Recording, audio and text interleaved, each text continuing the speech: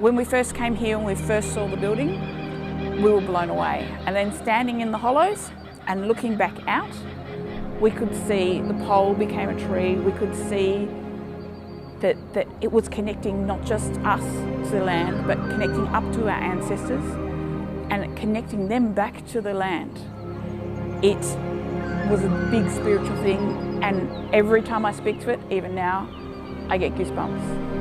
Goosebumps and know that they're here with us. For us, this is not just a beautiful artwork about a beautiful place that's doing beautiful work.